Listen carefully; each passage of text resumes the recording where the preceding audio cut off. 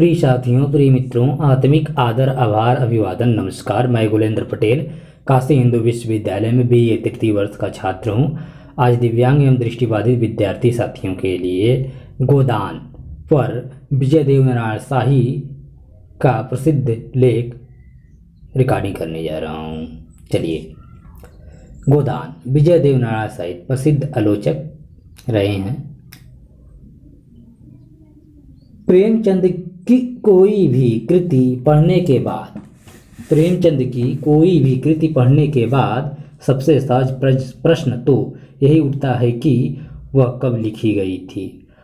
अधिकतर आलोचकों ने इस प्रश्न को पूछा है। वे इस तारीख को जान लेने के बाद उस समय के अखबार देखेंगे, उस समय के इतिहास पर पुस्तकें पढ़ेंगे, प्रेमचंद के आगे पीछे के उपन्यासों से तुलना करेंगे और अंत में सारी खोजबीन के बाद बहुत संतुष्ट और प्रसन्न मुद्रा में कहेंगे, हाँ, हमने हर छोटी से छोटी चीज को मिलाकर देख लिया है।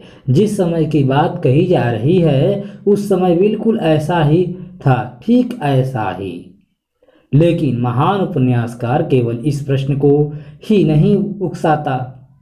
वस्तुतः यह प्रश्न तो आरंभिक है। असली प्रश्न मनुष्य के बारे में नहीं, मनुष्य के बारे में उठता है। प्रेमचंद ने गोदान में इस प्रश्न को उठाने की चेष्टा की है। उसका तरीका उनका अपना है।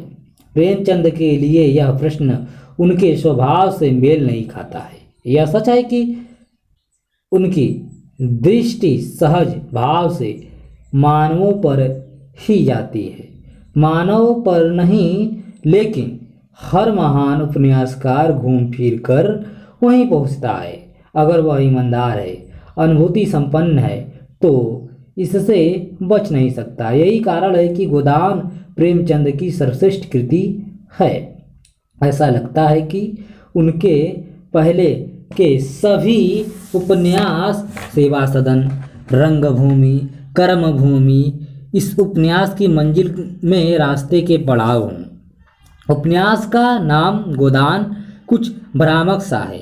अनावश्यक रूप से हमारा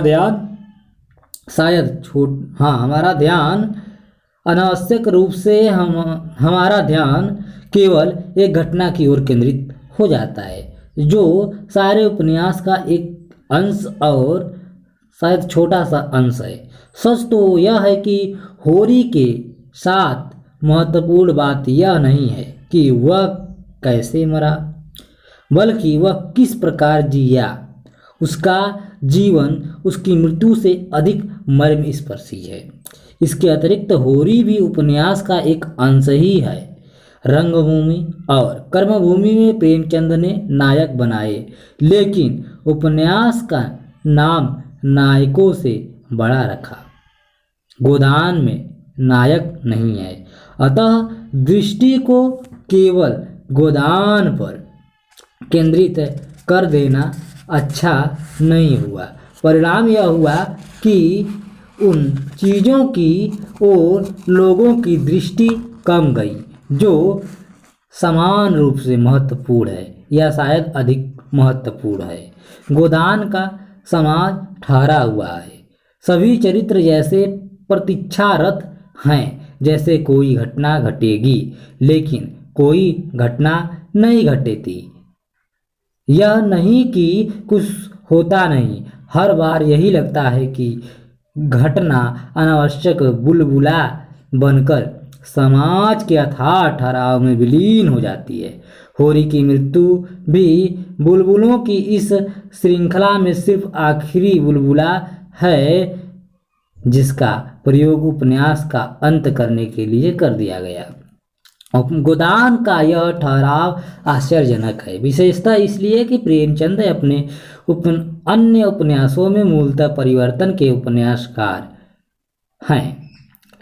दूसरे उपन्यासों में समाज के रीति रिवाज बदलते रहते हैं, संस्थाएं बदलती रहती हैं, शासक बदलते हैं, आश्रम स्थापित होते हैं, लोग अपना पुश्तैनी पेशा छोड़कर जंगल भटकने चले जाते हैं। भिखारी भटकना छोड़कर संग्राम के सैनिक हो जाते हैं। हर क्षण एक उल्लास, एक तरंग के साथ परिवर्तित हो जाते हैं। और सबसे अधिक जो वस्तु बदलती रहती है वह है मनुष्य का हृदय। इस सारे परिवर्तन में प्रेमचंद उलझे हुए रहते हैं। कहीं शाबाशी देते हैं, कहीं हाथ मलते हैं, कहीं हंसते हैं, कहीं करुणा से द्रवित हो जाते हैं, लेकिन गोदान में कुछ भी नहीं बदलता। लेकिन गोदान में कुछ भी नहीं बदलता। प्रेमचंद बराबर तटस्थ रहते हैं। उनकी मुद्रा बराबर गंभीर बनी रहती है और इस गंभीरता की गहराई में बहुत दूर लगभग एक अप्रत्यक्ष सी, एक हल्की सी उदासी है। गोदान में एकमात्र हृदय परिवर्तन खन्ना में होता है और शायद उसी के समानांतर मतादीन में। संभवतः यह प्रेमचंद के पुराने उत्साह स्मृति मात्र हो, लेकिन यह परिवर्तन उन्हें उलझाता नहीं। वह केवल इसकी सूची भर देकर फिर तटस्थ हो जाते हैं। वह हमसे यह उम्मीद नहीं करते कि हम अपनी दृष्टि यहाँ केंद्रित कर दें। प्रेमचंद की तुलना आलोचकों के गोरगी से की है। प्रेमचंद की तुलना आलोचकों के गोरकी से की है, लेकिन गोदान में उनकी यह तटस्थता मुझे गाल्सवर्दी के अधिक समीप जान पड़ती है। यह तो अन्वेषक बतलाएंगे कि गोदान लिखने के समय प्रेमचंद ने गाल्सवर्दी को कितना पढ़ा था, लेकिन प्रेमचंद ने गाल्सवर्दी के नाटक स्ट्राइफ का हिंदी में अनुवाद किया है और गाल्सवर्दी एक ऐसा लेखक है जो प्रेमचंद को जरूर पसंद आया होगा। एक और विशेषता है जो गोदान को प्रेमचंद के अन्य उपन्यासों से अलग करती है। इसमें कोई भी केंद्रीय समस्या नहीं है।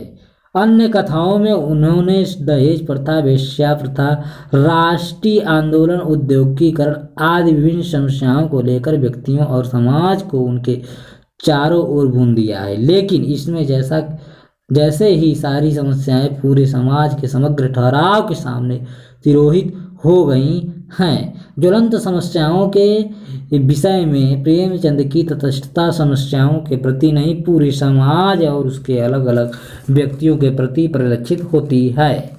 अपने अन्य उपन्यासों में प्रेमचंद ने यथार्थवाद का उपयोग किया है, एक कल्पित आदर्श या दूसरे के पक्ष में। गोदान में यथार्थवाद उपयोग की वस्तु नहीं है। वह एक दृष्टि बन जाता है जिसके भीतर मानव का केंद्रीय प्रश्न उठता हुआ दिखता है। इसलिए गोदान अन्य उपन्यासों से भिन्न भी है, श्रेष्ठतर भी है और इसलिए गोदान महान उपन्यासों की कोटि में पहुंचता है।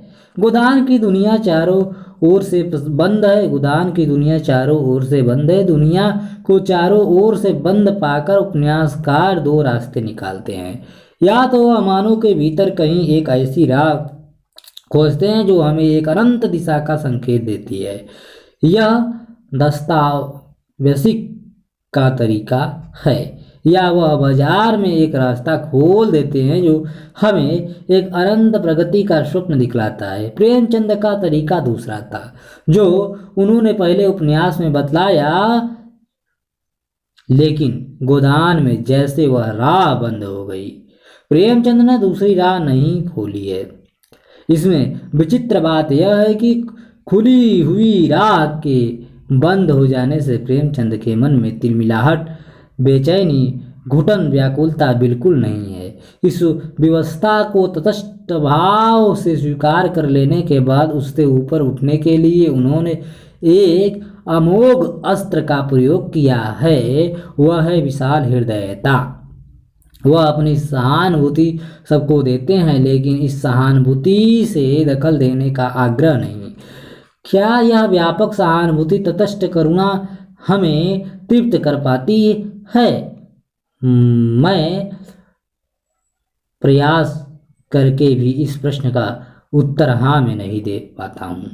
इस उपन्यास में बार बार एक अपर्याप्तता का बोध होता है। ऐसा लगता है कि प्रेमचंद को भी इस अपर्याप्तता का भान हो रहा है और यह सहानुभूति उनके लिए आपाद्य धर्म मात्र है। वह हमें केवल बहुत से प्रश्नों के किनारे लाकर छोड़ देते हैं, जैसे भली हो या बुरी, यह राह यहाँ तक आती है। इसके बाद की कठिनाइयों से संप्रति उनका सरोकार नहीं है। वस्तुतः इसके बाद के जितने प्रश्न थे वे सब प्रेमचंद के बाद के उपन्यासकारों ने पूछे। गोदान के बाद प्रेमचंद को समाधान परक शैली में उपन्यास लिखना असंभव न सही तो कठिन अवश्य हो गया। होरी के बाद इस उपन्यास में सबसे महत्वपूर्ण चरित्र प्रोफेसर मेहता का है। प्रोफेसर मेहता और मालती प्रेमचंद के लिए नए प्रकार के चरित्र हैं। उन्हें प्रेमचंद ने अथाह स्नेह देने की कोशिश की है, लेकिन वे जीवित नहीं हो सके हैं। जिस तरह होरी, धनिया, सिलिया और गोबर जीवित हैं, लेकिन प्रेमचंद यह जानते हैं कि वे ही भावी मनुष्य हैं जिन्हें जीवित होना पड़ेगा।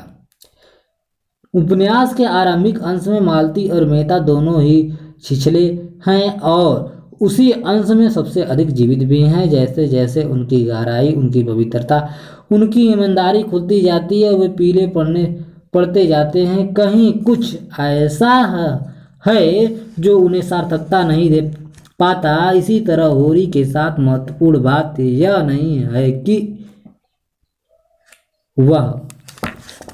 है कि वह दरिद्रता के नीचे पिसा जा रहा है, बल्कि यह है कि उसके हृदय की विशालता, उसकी सहज की उदारता, उसकी धर्मभीरुता, उसकी मर्यादा नीति, यह सब